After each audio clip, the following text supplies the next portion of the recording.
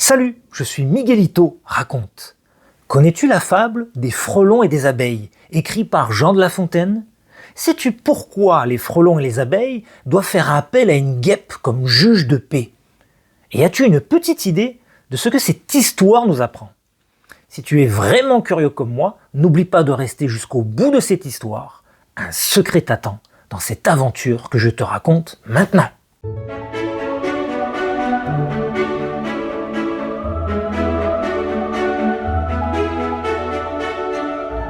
Les frelons et les abeilles.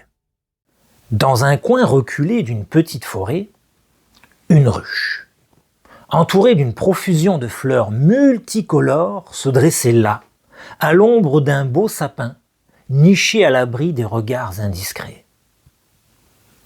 Les doux murmures du vent et le bourdonnement constant des abeilles environnantes faisaient de cet endroit un havre de tranquillité. À l'intérieur de cette ruche, dans les profondeurs de ses alvéoles cireuses, se trouvait un trésor particulièrement précieux. Du miel, brillant comme de l'or liquide, qui semblait être dépourvu de propriétaire. Ces rayons de miel étaient un mystère pour les abeilles elles-mêmes. Et ils n'étaient pas le fruit de leur labeur, ni le résultat des soins attentifs de leur reine. Ce miel était simplement là, comme un cadeau de la nature, attendant d'être réclamé par celui qui en serait le plus digne. Cependant, un jour, une troupe de frelons, grands et robustes, menés par leur reine imposante, fit une entrée fracassante dans le territoire des abeilles. Ils étaient connus pour leur tempérament belliqueux et leur voracité insatiable, et avaient repéré les rayons de miel qui paraissaient s'en mettre. La reine des frelons, fière et dominatrice, revendiqua immédiatement la possession du miel, arguant que les abeilles n'avaient aucun droit sur ce qui semblait abandonné. Aussitôt, les abeilles s'opposèrent fermement à cette revendication, affirmant que la ruche et le miel étaient sur leur territoire. Mais les frelons, obstinés et déterminés, refusèrent d'écouter les arguments des abeilles, affirmant que la force était le seul critère pour régler ce problème. « Nous allons devoir nous battre pour nous départager, » dit un gros frelon sûr de sa force. « Nous n'avons pas peur de vous, » répondit une abeille ouvrière. C'est alors qu'une guêpe, sage et respectée de tous, connue pour son impartialité et son grand sens de la justice, se présenta sur les lieux. Son arrivée calma quelque peu les esprits bouillonnants, car chacun savait qu'elle était là pour arbitrer le conflit et rendre une décision équitable. Devant la guêpe, les abeilles exposèrent leur point de vue avec passion, soulignant le lien sacré qui les unissait au miel pour la survie de leur colonie.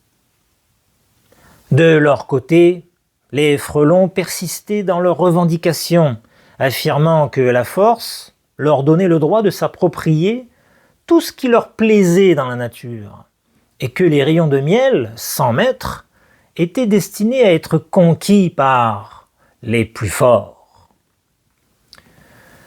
Alors, la guêpe, perplexe, décida d'élargir son enquête et consulta même une fourmilière pour obtenir plus de clarté. Cependant, aucune réponse ne put dire avec précision à qui devrait appartenir le miel abandonné. Lassée de cette situation qui perdurait, une abeille sage s'exprima. « De grâce, à quoi bon tout ceci? Cessons nos querelles qui nous divisent. Mes amis, depuis des jours, nous débattons sans fin sur la possession de ces rayons de miel. Nous sommes au point de départ, sans avoir fait le moindre progrès. Les abeilles, attentives, écoutaient chaque mot avec une attention soutenue. Même les frelons semblaient intrigués par ce discours. La vérité est que ce miel est un cadeau de la nature, et c'est notre travail de le préserver et d'en faire bon usage en le protégeant. Pourquoi ne pas montrer notre savoir-faire en construisant les meilleures cellules possibles avec ce nectar? Cela prouvera à tous qui mérite réellement ce trésor. Les abeilles acquiescèrent, reconnaissant la sagesse de ses paroles. Elle proposa donc que les frelons et les abeilles travaillent ensemble pour prouver leur habileté à fabriquer des cellules qui protégeront le miel contre la dégradation. Le vrai mérite serait donc révélé non pas par la force ou les arguments, mais par la compétence et le travail bien fait. Cependant, les frelons, fidèles à leur nature arrogante et belliqueuse, refusèrent cette proposition. Et ils n'avaient ni la patience, ni les compétences nécessaires pour transformer le miel en cire, et ainsi construire les cellules protectrices. Leur refus fit éclater au grand jour leur incapacité à accomplir ce que les abeilles faisaient avec tant de grâce et d'habileté.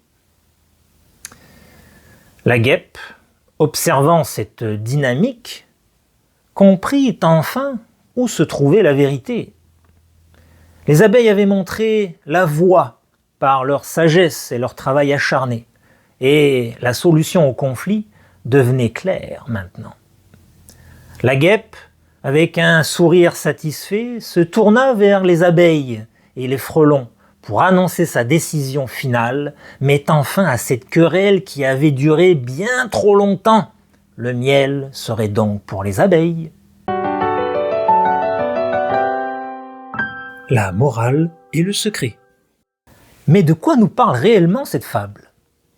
Après avoir écouté cette histoire, d'après moi, il y a un thème important qui est abordé ici. C'est le thème du travail et des compétences, qui est représenté par les abeilles. L'histoire nous montre comment le véritable mérite se mesure par les actions concrètes et les compétences mesurables, plutôt que par les revendications ou même la force brute. Les abeilles passent leur journée à butiner de fleur en fleur, parcourant de grandes distances pour récolter ce nectar. Leur travail, constant et exigeant, est accompli sans plainte. La production de miel implique sa transformation complexe et sa conservation dans des cellules de cire parfaitement construites. Les abeilles démontrent une maîtrise remarquable de ces processus, soulignant l'importance de la compétence et la connaissance dans la création de valeur. Cette leçon est un rappel que dans toute communauté ou société, ceux qui contribuent de manière significative par leur travail et leur connaissance sont ceux qui méritent vraiment de récolter les fruits de leurs efforts. Mais dis-moi, j'aimerais te poser une petite question. D'après toi, penses-tu qu'il est normal de récompenser plus les personnes volontaires et travailleuses? Et si oui, pourquoi? Réfléchis bien et n'hésite pas à partager ta réponse en commentaire. Dans cette histoire, il y a un petit secret vraiment intéressant à savoir sur les frelons et les abeilles. Savais-tu que les frelons et les abeilles peuvent provoquer des piqûres douloureuses et que certaines personnes peuvent avoir des réactions allergiques à leur venin? Cependant, Les piqûres de frelons sont généralement considérées comme plus puissantes et peuvent provoquer des réactions plus graves chez les individus sensibles.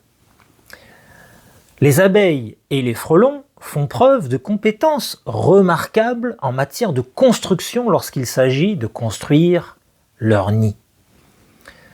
Les abeilles construisent leurs ruches avec de la cire d'abeille, transformant le nectar en cire d'abeille grâce à une glande spécialement située dans leur abdomen. Les frelons, quant à eux, créent leur nid à l'aide d'une substance semblable à du papier, fabriquée à partir de fibres de bois mâchées mélangées à leur salive. Voilà, j'espère que tu as aimé cette histoire, et si tu veux en découvrir plein d'autres sur la chaîne, alors dépêche-toi, mes histoires n'attendent que toi. Dans cette vidéo-là, tu vas voir comment une toute petite grenouille essaie de devenir aussi grosse qu'un bœuf, et le résultat est assez impressionnant.